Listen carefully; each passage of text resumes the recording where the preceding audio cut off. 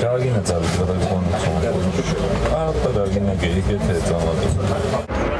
ეს მაღაროელი მოშიმშილეების მძიმე ყოველდღიურობა. თანამებრძოლები მიუხედავად საკუთარი ჯანმრთელობის მძიმე მდგომარეობისა ერთმანეთზე ზრუნავენ და ცდილობენ პროტესტის ეს უკიდურესი ფორმა, რომელიმე მათგანისთვის ლეტალური არ აღმოჩნდეს. შაქრიანი წყალი არ არის ეგ ახლა ისეთი რომ სითხეები უნდა მიიღო. აი ცოტა ტკბილით. აი მირზა ლოლაძე უკვე 18 დღეა შიმშილობს. მიუხედავად პროტესტის უკიდურესი ფორმებისა, ეგრეთ წოდებულმა ხელისუფლებამ მისი ხმა ვერც ერთხელ გაიგონა. სწორედ ამიტომ 3 დღის წინ მშრალ შიმშილობაზე გადასვლა გადაწყვიტა. ამ არჩევანმა მისი ჯანმრთელობის მდგომარეობა უკიდურესად დაამძიმა. სისხლში გლუკოზის დონის მკვეთრად დაცემის გამო მისი გადაუდებელი ჰოსპიტალიზაცია გახდა საჭირო. ადგილზე მას დახვდა ჰიპოგლიკემია, შესაბამისად ეს არის შიმშილობის გართულება, ერთ-ერთი. ეს იყო უცებ წამოდგომის ფონზე განვითარდა ორთოსტატიული კოლაფსი, გონების კარგვა არ ქონია. ტარიელ მიქაცაძე, მირზა ლოლაძე, ჯანო ლაბაძე, გოგა აბესაძე, შავლე გოგსაძე, სიმონ მიქაცაძე. ეს ის ადამიანები არიან, რომლებიც უკვე მე-18 დღეა შიმშილობენ. ჭიათურაში კი მაღაროელების პროტესტი უწყვეტად 128 დღეა მიმდინარეობს. მოთხოვნები მარტივია, თუმცა არაერთი მცდელობის მიუხედავად უკიდურეს გაჭირვებაში მყოფი მოქალაქეების ხმა თავისუფალი მედიის გარდა არავის ესმის. მე-16 დღეა ხო? მე-16 დღეა რაც შიმშილობთ. მშრალ შიმშილობაზე გადავედი. ძირითადი მოთხოვნა არის უკანონოდ დაკავებულების თავისუფლება. უნდა იყოს თითოეული დასაქმებულს უნდა ქონდეს ღირსეული შრომა, ღირსეული ანაზღაურება.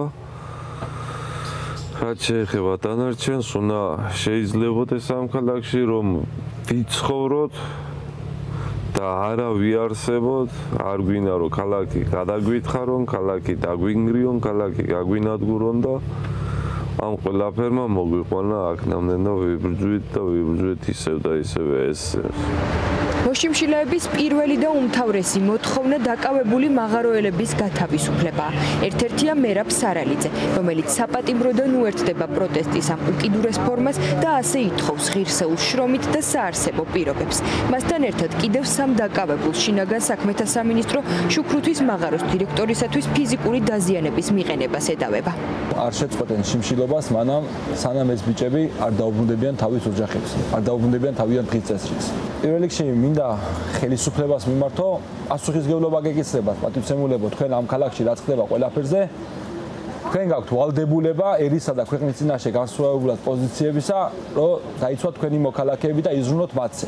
კარგ პირობებს ითხოვდნენ, მაგრამ რა ვიცი, ეს უსამართლოდ, სრულად უდანაშაულოდ დააპატიმრეს ეს 4 ადამიანი. თანამებრძოლები ფიქრობენ, რომ მერაბ სარალიძისათვის და მასთან ერთად დაკავებული 3 პირისთვის წარდგენილი ბრალდება აბსურდულია. საქმეში არაერთი ცრუ მოწმე ფიგურირებს, რომლებიც პროტესტის მონაწილე მაღაროელების დაკავებამდე და არც მის შემდეგ საერთოდ აღარ უნახავთ. შესაბამისად, პრაქტიკულად შეუძლებელია მათ სასამართლოს წინაშე სიმართლე ეთქვათ. ეს პროცესი საერთოდ თავიდან ბოლომდე, რომ გამოგონილი დღის წესრიგია და შეკერილი და შეთხზული, ამაზე უკვე ეჭვიც აღარ გვეპარება არავის. რა მოხდა იქ რეალურად? მოხდა ის, რომ ეს ადამიანები სულტყუილად არიან ციხეში და თუ ვინმეს ბრალი მიუძღვის ამ ყველაფერზე, ის ადამიანი თავისუფლად დაასეირნოს ქუჩებში. შაბათის ფორმულას გადამღებმა ჯგუფმა შუქრუთვის მაღაროს დირექტორ თენგიზ კობერიძეს მიაკითხა. გვინდოდა კითხვები დაგვესვა დაკავებული მაღაროელებისათვის წარდგენილი ბრალდების შესახებ, თუმცა კობერიძე ადგილზე არ დაგვხვდა და არაერთი მცდელობის მიუხედავად მასთან კომუნიკაცია ვერ შედგა. შუქრუთვის მაღაროში დირექტორის ძებნისას მაღაროს მთავარ ინჟინერ გია ცარციძეს შევხვდით. აი ეს დაკავებული 4 ადამიანი როა მის და პასუხისმგებლობას გრძნობს ბატონ თენგიზა რა პოზიცია გაქვს ზოგადად მაღაროელებთან. თვითონ დაგითხრათ ბატონ თენგიზ. თქვენი რა პოზიცია გაქვთ? მე მთავარ ინჟინერი ვარ. და სოლიდარობას არ უცხადებთ მათ? ვის? დაკავებულებს და ის ვინც შიმშილობს. ეს პასუხი შუქრუთელებისთვის მოულოდნელი არ ყოფილა. 2025 წლის თებერვალში გაჩენილი საპროტესტო კერის მიღმა ჭიათურაში უკვე 466 დღეს ითვლის სოფელ შუქრუთელების პროტესტი. შუქრუთელები ამბობენ, რომ ჯორჯიან მანგანეზის მიერ წარმოებული სამუშაოების გამო მათი სახლები, საკარმიდამო ნაკვეთები, სხვადასხვა შენობა და მათ შორის ეკლესიები ინგრევა, ხოლო კომპანია მათთვის ზარალის შესაბამის კომპენსაციას არ გასცემს. ესე ვერ გავჩერდებით. გამოსულები ვარ, ქალები, ოჯახის დატოვებული ოჯახები, ხა როგორია? რასთვის ის გიორგი ნეფარიძე რა დააშავა? მოზომული სიტყვა პასუხი აქვს, დილობიანი ბიჭია. ეს დააშავა თავის სოფელს რომ იცავს. ჩვენი სოფელი უკანასკნელ პირზეა შვილო მისული. ისეთ ღრმულებზე გვიწევს გადახტომა, რა ვქნა, სხვა გზა არ გვაქვს ჩვენ. ამასაკის ქალი აქ არ უნდა ვიждეთ ჩვენ ახლა. გამოუშვან ის ბიჭები, ყველა. ქალაქში წირული ბიჭები გამოუშვან, ძალიან უთხოვ ყველას. რასაც ჩვენ ვაყენებთ. ამაზე მეტი რა თქვეს იმათო, ამაზე მეტი რა გააკეთა გიორგი ნეფარიძემ. უბრალოდ იცავს თავის სოფელს და ჩვენც ვდგავართ იმის გვერდში. რატო ჩემს ქვეყანაში მე რატო ვარ ტოლვილი? რატო ვარ მე დაჩაგრული? ყველა მოთხოვნაზე უკვე მეოთხე თვეა პასუხს მაღაროელები უშედეგოდებიან. პროტესტის უკიდურესი ფორმის მონაწილეებმა გუშინ ეგრეთ წოდებული პრემიერის სახელზე კიდევ ერთი წერილი გაავრცელეს. მაღაროელებმა ოცნების პრემიერს შეხვედრა მისთვის მისაღები პირობებითა და ფორმით შესთავაზეს, თუმცა კობახიძეს მაღაროელებისთვის არც ამჯერად უპასუხია. კომისიის მიერ წარმოდგენილმა მმართველმა თავდაყირა დააყენა ყველაფერი. შთაბეჭდილება რჩება თითქოს მიზანმიმართულად ცდილობენ ხელისუფლება კიდევ უფრო შესულდეს ხალხს და ამ ყველაფერში თანაბრად მონაწილეობს როგორც ადგილობრივი ხელისუფლება, ასევე კომპანია პრემიერო. თუ გსურთ პრობლემის სათავეებში გაერკვეთ, მობრძანდით ან გაგვიღეთ თქვენი კაბინეტის კარი. ბევრ ამას გიამბობთ, ყველაფერი არ არის ისე, როგორც ეს საზოგადოებაში წარმოჩენილია. ეგრეთ წოდებულ ხელისუფლებასთან საუბრის გარდა ჭიათურელები პასუხს ვერც ადგილობრივი ხელისუფლებისგან იღებენ.